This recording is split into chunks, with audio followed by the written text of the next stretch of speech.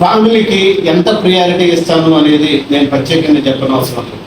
మా తమ్ముడు నేను ఇంతవరకు ఎదురుగా ఒక మాట అనుకోలేదు అంటే మీరు నమ్ముతారో నమ్మరో తెలియదు. ఈరోజు కనీసం కనీసం మాకు మాట అనుకోవటం కూడా తెలియదు. అంటే ఆ వాల్యూస్తో మీరు పెరిగిన మా అమ్మ మా నాన్న దగ్గర. మా నాన్న కూర్చున్న మంచం మీద నేను ఇప్పటికీ కూర్చోలేదు.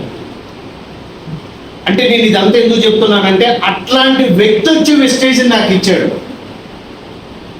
అట్లాంటి తమ్ముడు, ఇష్టమైన తమ్ముడు వచ్చి వెస్టేజ్ నాకు ఇచ్చాడు. అయినా నేను తీసుకోలేదు. మీరు ఈలో ఎవ్వరు వచ్చి చెప్పినా కానీ వెస్టేజ్ గురించి నేను వినేవాడిని కాదు, వచ్చేవాడిని కాదు, ఈరోజు ప్రోడక్ట్ కూడా కొనేవాడిని కాదు. కానీ ఎప్పుడైతే మా తమ్ముడు వచ్చి బిజినెస్ చేయమన్నాడో నేను ఒకటే మాట చెప్పాను, నాకు ఆర్థిక ఇబ్బంది ఉంది కరెక్టే, కానీ నాకు బిజినెస్ అనేది సెట్ అవ్వదు. నా బైక్ మీద కూడా వెనక రాసి ఉంటుంది, గేమ్ ఈజ్ ఏ లైఫ్, ఆటే నా ప్రాణం. ఇది తప్ప నాకు వేరేది లేదు. డబ్బులు అంటవా ఇవాళ తప్పదు రేపైంది తప్ప కామన్ డైలాగ్ ఉంటుంది, కుక్కను కొడితే రాస్తాయి, నెల డబ్బులు వస్తూనే ఉంటాయి, ఉన్నది ఇద్దరు సరైపోతాయి, అవసరం లేదు. కావాలి అంటే నువ్వు బిజినెస్ చేస్తున్నావు కదా చేసుకో, నేను వద్దాను, నేనేం చేయాలో చెప్పాను. ప్రోడక్ట్ కొనుక్కొని వాడుకో, చెట్టుని చూపించి కాయలు అమ్ముకున్నట్టు నీకు చాలా సర్కిల్ ఉంది కదా, ఫ్రెండ్స్ ఉన్నారు కదా, నిన్ను చూపించి నేను బిజినెస్ చేసుకుంటాను. ఓకే అన్న. తమ్ముడికి ఇప్పుడు కూడా చిన్నప్పటి నుంచి ఒక ఇన్నోవేటివ్ థాట్స్ ఉంటాయి, సంపాదించాలి, ఉన్నతంగా బతకాలి, ఇది కాదు మన బతుకు, అలానా పిల్లలు అంటే అలా బతకాలి అని చెప్పేసి మనకెళ్ళి చేసి చూపించాలన్న ఆ ఇంట్రెస్ట్ ఉంటుంది ఎప్పుడు. ఆ ఇంటెన్షన్ తోటే ఈ వెస్టీజ్ నాకు పరిచయం చేసింది. ఫస్ట్ మంత్ ప్రోడక్ట్ కొనుక్కొని వాడుకున్నాను, బాగుంది అని చెప్పేసి. సెకండ్ మంత్ ప్రోడక్ట్ కొనలే. ఫస్ట్ మంత్ కొంటే నాకు 225 వచ్చాయి, మా తమ్ముడికి 200 వచ్చాయి. వాడు అన్నాడు జాయిన్ అయ్యేటప్పుడు, అన్నా మనకి కారు లేదు కదా, మా ఫ్యామిలీ ఏదన్నా వెళ్ళాలంటే ఇబ్బంది అవుతుంది, చెరుకు కారు కొనుక్కుంటే హ్యాపీగా ఉంటుంది అన్న. 10,000 వచ్చినాయి అనుకో, ఈఎంఐ 10,000కి కారు కొనుక్కుందాం అన్న, బాగుంటుంది కదా, సంవత్సరానికి ఒకసారి ఎవడు కొట్టిండు కారు ఉంటుందన్న ఫీలింగ్ అని ఉంటుంది కదా అన్నాడు. నువ్వు ఎన్ని చెప్పినా నేను బిజినెస్ పెట్టాను. ఫస్ట్ మంత్ నాకు 225 వచ్చినాయి, వాడికి 200 వచ్చినాయి. అరే కారు వచ్చిందా అన్న, వస్తుందన్నా. నెక్స్ట్ మంత్ 10వ తారీఖు వచ్చింది, చెక్కులు పడ్డాయి, వాడు 500 రూపాయలు వచ్చిందని గ్రూప్లో పెట్టాడు. నాది తోలాడితే ఏడాది కనపడట్లేదు, డబ్బులు రాలేదంట. తీరా చూస్తే 0 ఉంది. ఏది రాలా 0 ఉంది అని అడిగిన. అంటే ఏమన్నాడంటే, నువ్వు పోయిన సరుకులు కొన్నవా? కొనలేదన్న. కొనకపోతే ఎట్టొస్తే అన్నాడు. అంటే కొనకపోతే డబ్బులు రావా? నాకైతే చాలా మంది ఉన్నారుగా, డబ్బులు రావా అంటే నువ్వు కొనుక్కుంటేనే డబ్బులు వస్తాయి. సరే అని చెప్పేసి నేనేం చేశానంటే 3వ నెల ప్రోడక్ట్ కొనడానికి. ఎప్పుడైతే మనంతటా మనం కొనడానికి పోతామో మరి అవతల వాళ్ళకి లోకు అవుతామా లేకపోతే వాల్యూ అవుతామా? లోకు అవుతాం. ఎప్పుడైతే అడిగి పోయిన మా తమ్ముడు మొదలు పెట్టిండు, 100 PV కన్సిస్టెన్సీ ఉండదు, 100 PV కొను అని చెప్పేసి అన్నాడు. అరే నాకు వచ్చేది 36,000, దాంట్లో 12,500 వాడి పొందకే పడుతుంది. అన్ని ఇక్కడికి వచ్చి 3,500 కొనురా అంటే బేసిక్గా చూడండి, మగవాళ్ళ జీవితంలో నవ్వు అనేది చిన్నగా మాయమైంది. ఎప్పుడైతే పెళ్ళైందో పెళ్లి రోజు అమ్మాయి ఆడుతుంది, అబ్బాయి నవ్వుతుడు, అబ్బాయిది ఆఖరి నవ్వు అయితే ఆఖరి. ఎప్పుడైతే ఆ విధంగా జరుగుతుందో, షాప్ కాడిపోయి 3,500 మగవాళ్ళ ముఖాలు మొత్తం ఎప్పుడు మారిపోతాయి అంటే షాపింగ్ మాల్ పోయినప్పుడే మారిపోతాయి.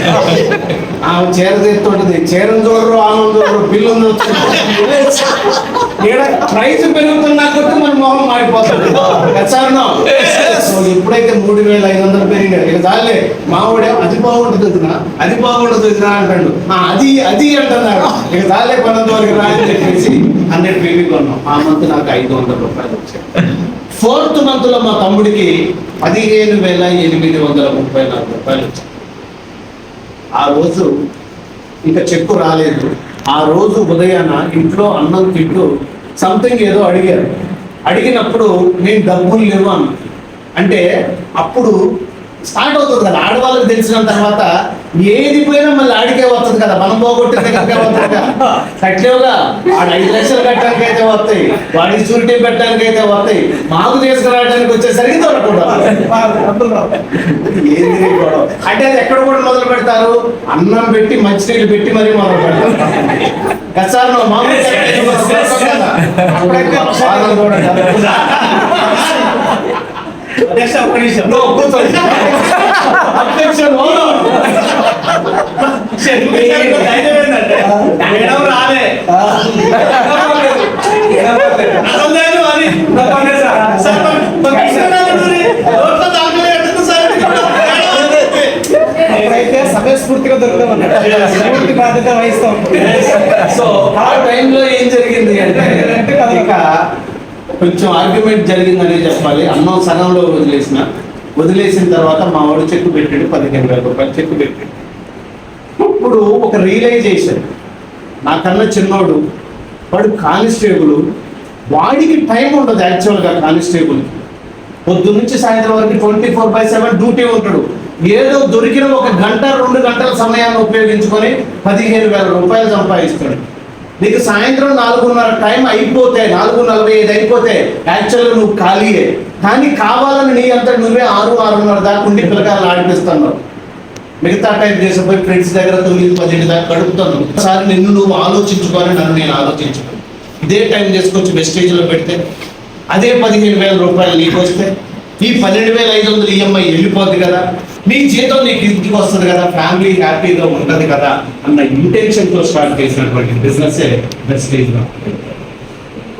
వెస్టేజ్లో నేను వచ్చి బిజినెస్ స్టార్ట్ చేసే క్రమంలో 3వ రోజే నాకు ఫస్ట్ స్టమక్లో పెయిన్ వచ్చింది. నెక్స్ట్ అది కొద్ది నిమిషాల్లోనే ఎరికెళ్ళింది. బేభత్సమైన పెయిన్ ఏంటి అని తెలుసుకుంటే కిడ్నీలో స్టోన్స్ కంప్లీట్. ఆ పెద్దోళ్ళందరూ ఏం చేస్తారు, 4 రాళ్ళు వెనకేసుకోవాలి.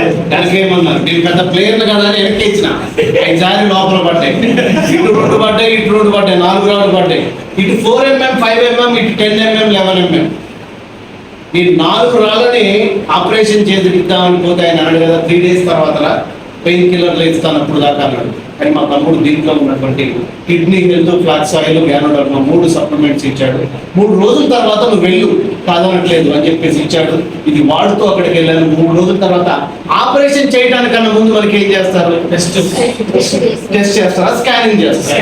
ఆ స్కానింగ్ చేసినప్పుడు అర్థమైంది ఆల్రెడీ రాళ్ళు కరిగిపోయాయి అని అర్థం. ప్రొడక్ట్లో డబ్బు ఉంది, సిస్టంలో డబ్బు ఉంది. ఈ 2 ఉన్న తర్వాత నాకు టాలెంట్ ఉంది, పరిచయాలు ఉన్నాయి, ఇంకెందుకు నేను బిజినెస్ చేయకూడదు అన్న ఇంటెన్షన్తో స్టార్ట్ చేసినటువంటి ఆ బిజినెస్ని పట్టుకొని చిన్న చిన్నగా క్రమంగా టీములు కట్టుకుంటూ వెళ్తూ ఉంటే ఇలాంటి గొప్ప లీడర్లు అందరూ రావడం. ఈ రోజు వెస్టీజ్లో ఆన్ అండ్ యావరేజ్గా ఫర్ మంత్లీ 1 lakh పైన ఇన్కమ్ తీసుకుంటున్నాను. హైయెస్ట్ ఇన్కమ్ వెస్టీజ్లో నేను తీసుకుంది 1,77,300. ఇలాంటి అవకాశం గురించి నేను మీతో ఈరోజు మాట్లాడటానికి. Are you ready? So late చేయకుండా ఇప్పటికే